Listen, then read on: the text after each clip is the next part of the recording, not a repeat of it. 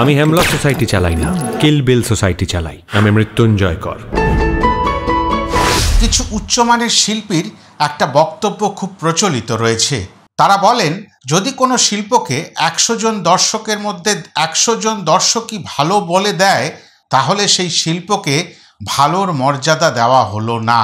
আসলে উচ্চমানের শিল্পকর্ম মানেই সেখানে মতভেদ থাকবে। অনেকে ভালো বলবে, আবার কেউ কেউ নিশ্চয়ই করে সেটার সমালোচনা করবে, এবং সেই সমালোচনাটাও নিতে শিখতে হবে। এটাই আমাদের ভারতীয় দর্শন। নমস্কার, আমি অমরেন্দ্র। আজকে সৃজিত মুখার্জির কিল বিল সোসাইটি নিয়ে পর্যালোচনা করে শোনাবো। ভিডিওটি শুরু করার আগে প্রথমেই বলে নিই, নিশ্চয়ই করে ভিডিওটি সম্পূর্ণ দেখার চেষ্টা করবেন। আসলে গতকাল এই সিনেমাটি রিলিজ হয়েছে, তবে রিলিজের পরে মিশ্র প্রতিক্রিয়া এসছে। দর্শকদের মধ্যে অনেকেই ভালো বলছেন, কিন্তু কিছু মানুষ নিশ্চয়ই করে তার সমালোচনা করছেন। সমালোচনার কারণ পরে খুঁজে দেখা যাবে। প্রথমে এই কিল বিল সোসাইটি সিনেমাটির একটু প্রেক্ষাপট বলে নেওয়া যাক। আজ থেকে 13 বছর আগে সৃজিত মুখার্জি হেমলক সোসাইটি নিয়ে এসেছিলেন। তার সুখ্যাতি আজও ঘরে ঘরে। তবে এই কিল বিল সোসাইটি ওই হেমলক সোসাইটিরই চ্যাপ্টার 2 তিনি নিজেই বলেছেন। সৃজিত মুখার্জি এও বলেছেন যে এটা একটি সত্য ঘটনায় আধারিত সিনেমা। ঘটনাটি যদি ছোট্ট করে বলা যায়, কৌশানী মানে পর্ণা, সে একজন ইনস্টা রিল মেকার। তার অনেক নাম হয়েছিল। পরবর্তী সময় একটা সিনেমাও তিনি করেন, এবং একেবারে গল্পের শুরুতেই বা সিনেমার শুরুতেই দেখানো হচ্ছে একটা অ্যাওয়ার্ড অনুষ্ঠানে তাকে বেস্ট ডেবিউ আর্টিস্ট হিসাবে অ্যাওয়ার্ড দেওয়া হচ্ছে, এবং তাতে অন্যান্য যে নায়িকারা নমিনেশনে এসেছিলেন তাদের একটু গাত্রদাহ হলো। সেগুলো আমরা কিন্তু তাদের বডি ল্যাঙ্গুয়েজ এবং ফেসিয়াল এক্সপ্রেশনে প্রমাণ পেলাম। কিন্তু হলোটা কি? এই কিল বিল সোসাইটির প্রয়োজন হলো কেন? এরপরেই কেউ বা কারা ওই পর্ণার এবং তার বয়ফ্রেন্ডের একটা ইন্টিমেট দৃশ্য ভাইরাল করে দেয়, বিভিন্ন পর্ন সাইটে সেগুলোকে আপলোড করে দেয়, এবং রাতারাতি সেটা নিয়ে চর্চায় চলে আসেন, এবং তার জীবন বিষময় হয়ে ওঠে। এর থেকে মুক্তির পথ বাঁচতে গিয়ে তিনি একমাত্র আত্মহত্যাকেই বেছে নেন। কিন্তু আত্মহত্যা তো সবার পক্ষে করা সম্ভব হয় না। তাহলে পথ কি? তাহলে ওই সুপারি কিলার অ্যাপয়েন্ট করে নিজেকেই মারার সুপারি দেবেন, এবং এরপরে কি হবে না হবে সেটা যদি দেখতে হয় বা জানতে হয়, তাহলে নিশ্চয়ই করে আপনাদের এই সিনেমাটি প্রেক্ষাগৃহে গিয়ে দেখতে হবে। এবারে যদি পরিচালক সত্তা নিয়ে কথা বলতে হয়, তাহলে একটি কথাই বলতে হবে, কিলে বিলে জলে জঙ্গলে যেখানেই সৃজনশীলতার প্রশ্ন উঠবে, সেখানেই সৃজিত মুখার্জিকে স্মরণ করিবে। হ্যাঁ, এই গল্পের পরতে পরতে তিনি বুঝিয়ে দিয়েছেন, একজন পরিচালক যখন গল্পটাকে সাজান এবং পর্দায় ফুটিয়ে তুলতে চান, তখন তিনি যেভাবে গল্প বলতে চান, সেই গল্প বলার উচ্চ মাত্রার একজন মানুষের নাম সৃজিত মুখার্জি। ওই যে বললাম, মিশ্র প্রতিক্রিয়া থাকবে, তার কারণ আছে। কারণটা শেষে নিশ্চয় করে আপনাদের সামনে তুলে ধরব।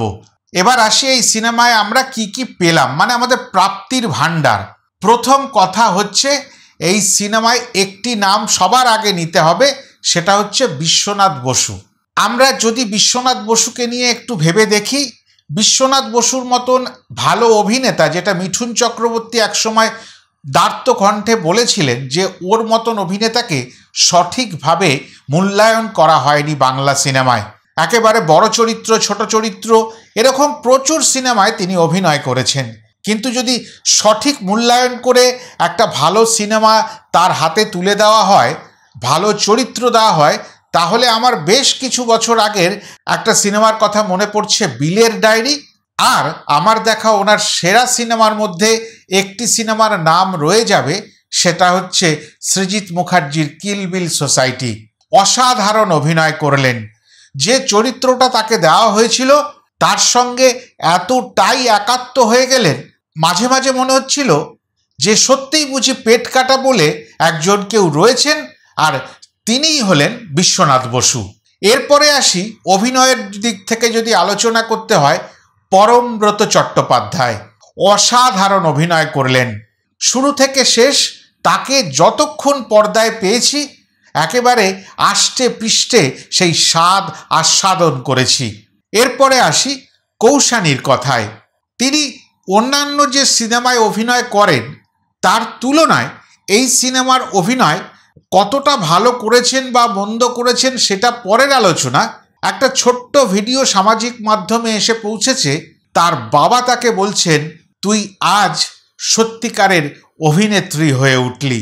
একটা বাবা এত বছরের ক্যারিয়ারের পরে যখন তার সন্তানকে বলেন এবারে তোকে একজন পূর্ণাঙ্গ অভিনেত্রী বলা যাচ্ছে, তখন তার একটা কথার মর্যাদা আমার মনে হয় দেওয়া উচিত।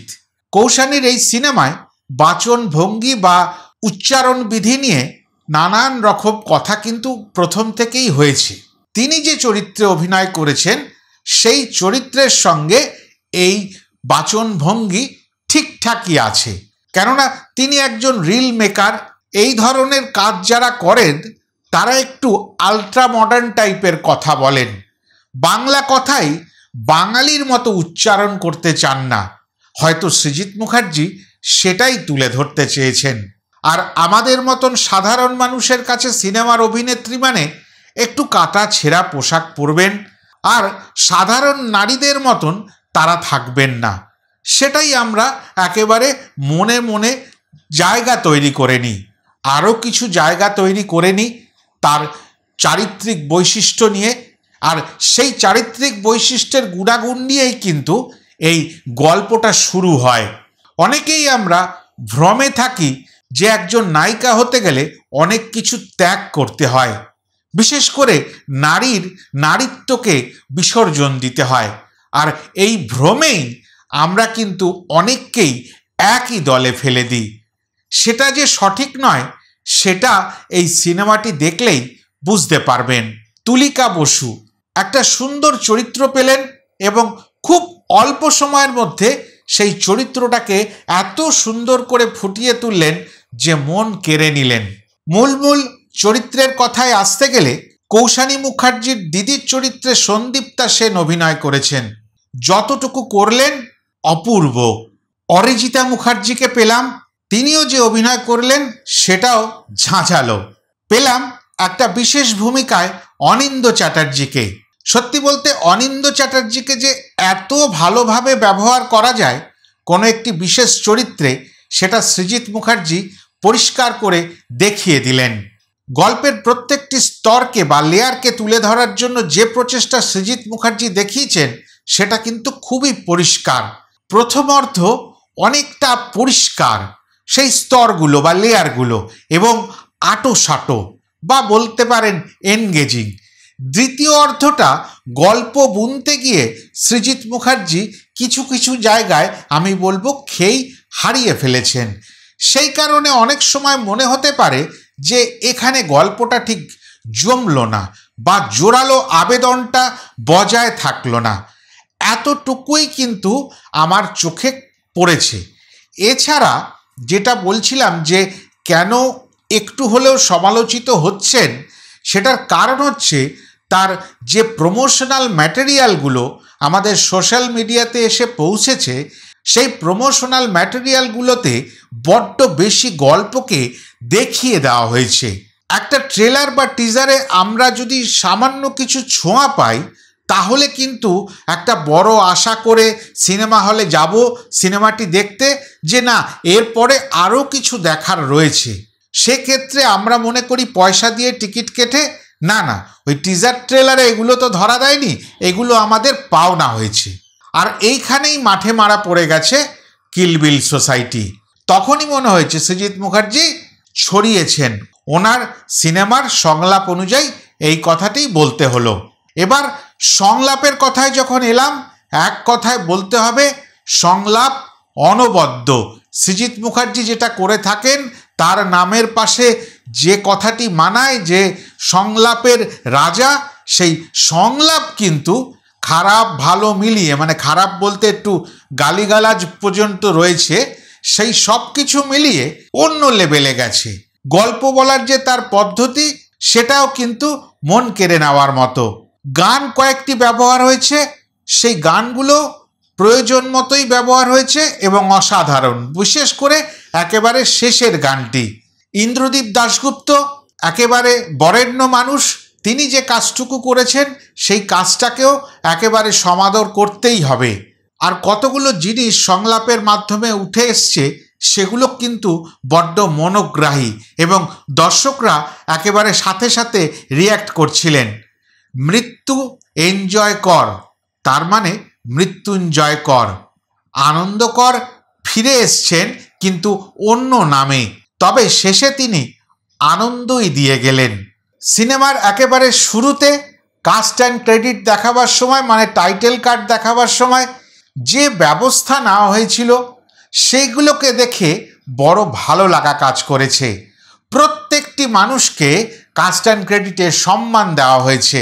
আর একেবারে ক্লাইম্যাক্সে গিয়ে আবার পুরাতন কয়েকটি সিনেমার মতো করে, বিশেষ করে হিন্দি কিছু সিনেমার নকল বলবো না, সেই ধরনটাকে বজায় রেখে একেবারে সবাইকে একসাথে ওই রেড কার্পেটের মতো করে এনে বুঝিয়ে দিয়েছেন সৃজিত মুখার্জি, সম্মান দিতে পারলে সিনেমার লেভেল অনেকটা ওপরের দিকে চলে যায়।